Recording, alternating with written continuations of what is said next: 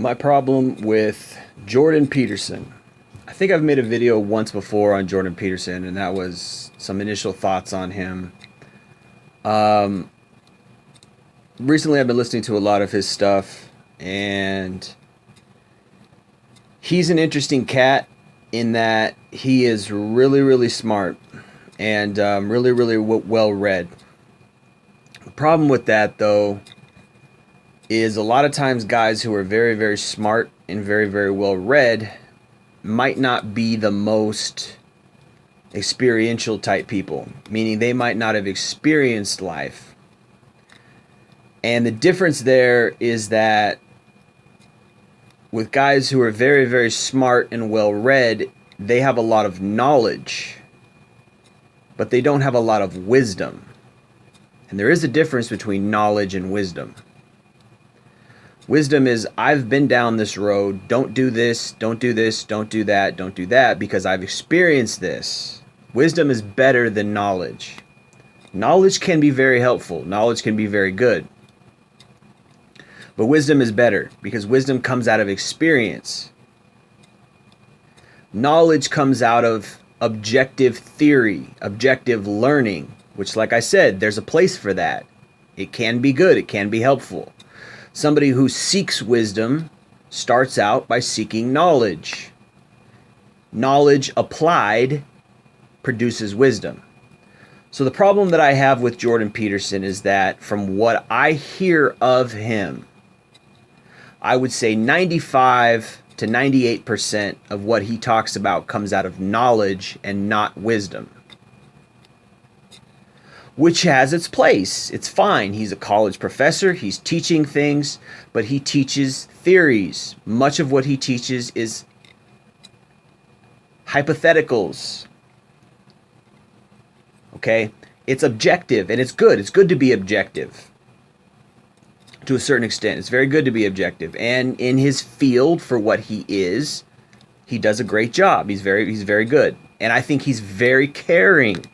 And he's very empathetic. He can't sympathize because I don't believe this man has had a lot of real life experiences. From what I know of him, he's simply been a guy who has sat inside all day and read, which is fine. I heard a little bit of his backstory from his own mouth, and he described himself as a voracious reader, and he described himself as somebody who would go to the library or go across. I think he said he had a friend across the street who literally had a veritable library of books, and he would borrow about 4 or 5 books a week, and he would just simply read them all day. That was his childhood.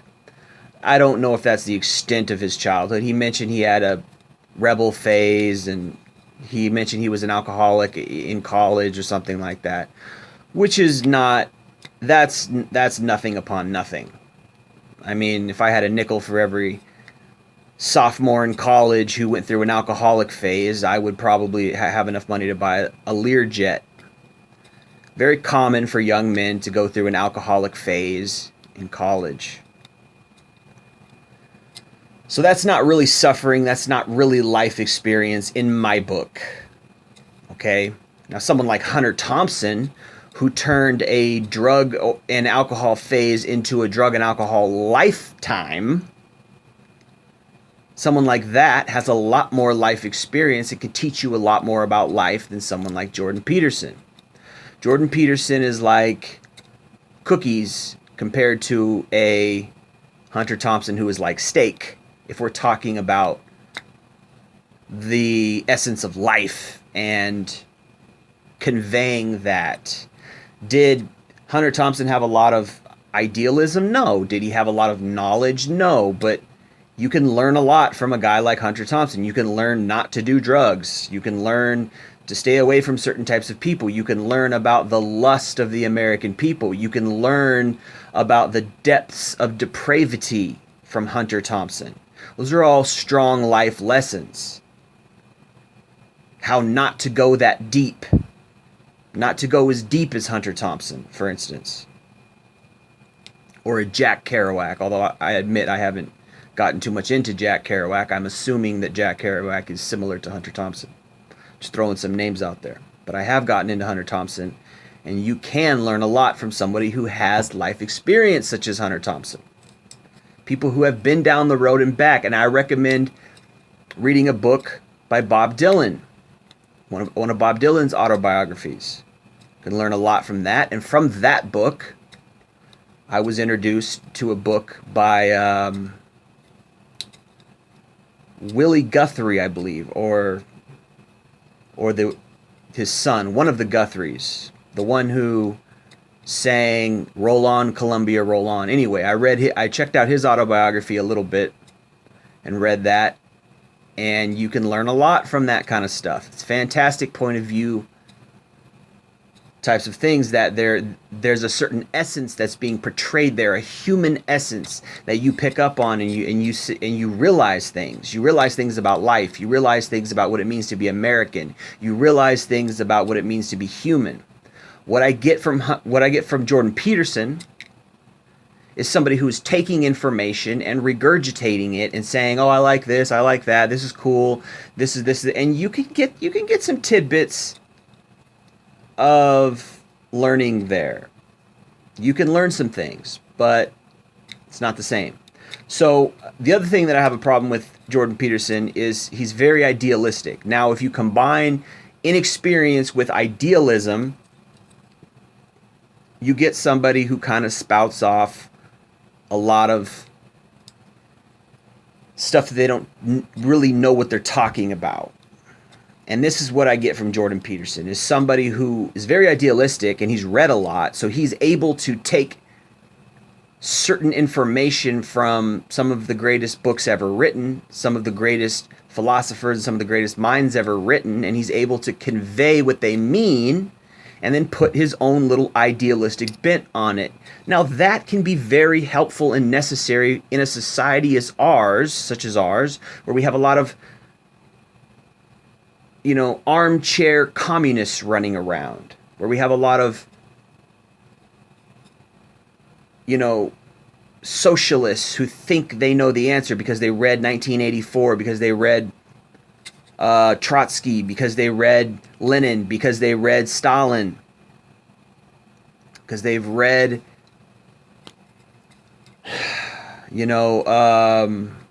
what's his name with the beard, right? The guy who invented communism, or whatever his name.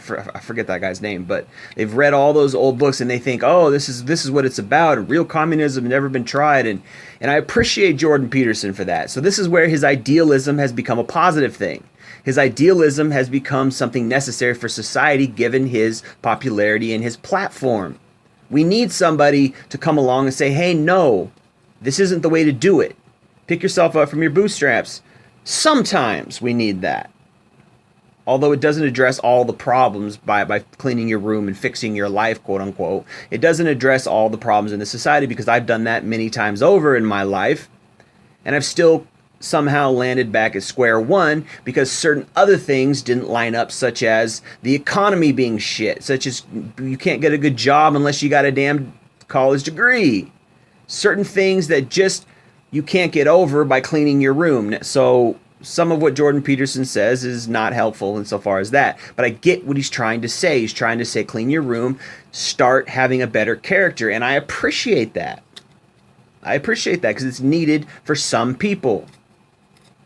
We need somebody to stand up against feminism. We need somebody to stand up against these crazy liberals and their attacks. And Jordan Peterson has seemed to be just the man.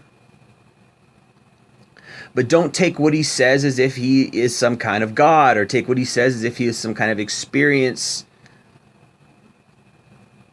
wisdom adjudicator or wisdom dispenser, right? Don't take what he says like that. You got to understand that he is speaking from a knowledgeable standpoint, from a well-read person, but a person who hasn't experienced a lot of stuff. So when Jordan Peterson is almost in tears crying about all the people that he's listened to who have horrible lives, that emotion is right, and that emotion is coming from a righteous place. However, that emotion is not coming from a place of experience.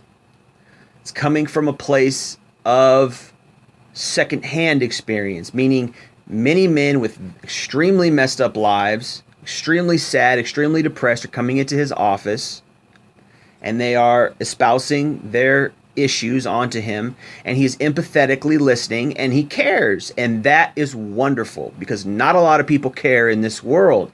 So I appreciate the hell out of Jordan Peterson. Don't get me wrong. I'm not putting the man down. Simply saying somebody like Jordan Peterson can't sympathize because he's never been in the shoes of the men who have been broken. So that is a handicap for Jordan Peterson when it comes to telling men what to do and suggesting men should live a certain way, because not only does it come out of idealism and knowledge, which is objective, he doesn't have the experience and the pain that men are going through. He met his wife when he was 14 or 11 or something like that, and they had lived this storybook, little true love fairy tale where they were together. I don't know the struggles that he and her went through. Maybe they went through some stuff that I don't know about. So I'm only speaking from what I know. Okay? I don't believe Jordan Peterson is a man who has a lot of personal pain. Based upon that, he's limited. Based upon that, what he says can only go so far. And frankly, he's not really red-pilled.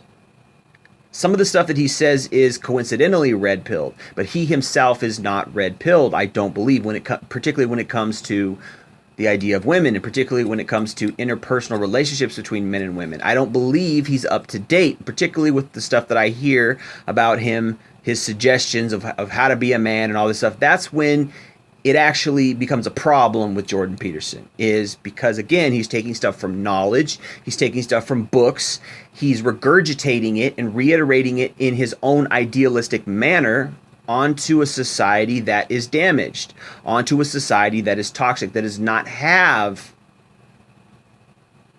good women, that does not have healthy women emotionally or mentally.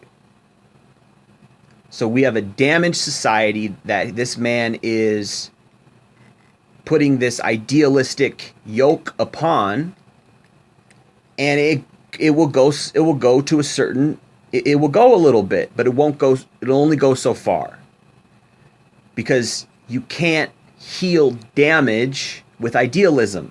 You can't heal damage by telling men to clean their room and pick up their bootstraps. Men have already done that. That's not the issue. The issue is we have a messed up society.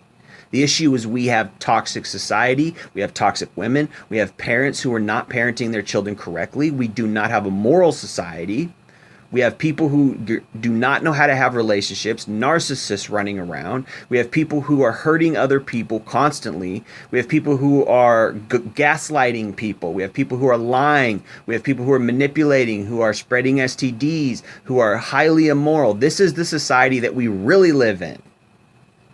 I don't believe anyone when they say America is a Christian nation. Maybe on the surface, maybe at the front door, but when you walk into the room or walk into the house of what America really is, it's anything but Christian. It's debauchery. It's Sodom. It's Rome with its homosexuality and its pedophilia and all the sickness and disgusting, lewd things that come with that. That's what America really is. And I don't believe that Jordan Peterson is telling the truth. I don't believe he's holding up a mirror and saying, this is what you really are. Because I don't think he knows. I think he knows that there's a lot of messed up, hurt people out there, particularly a lot of messed up, hurt men. But when it comes to the answer, when it comes to the solution, he doesn't know what to do. He doesn't know what to say. All he has is idealism, which, like I said, can be helpful. And it does help that he cares. It does help that he's brought to tears many times in his talks when he's talking about men. That is helpful, because somebody who cares can go a long way, particularly somebody with his platform.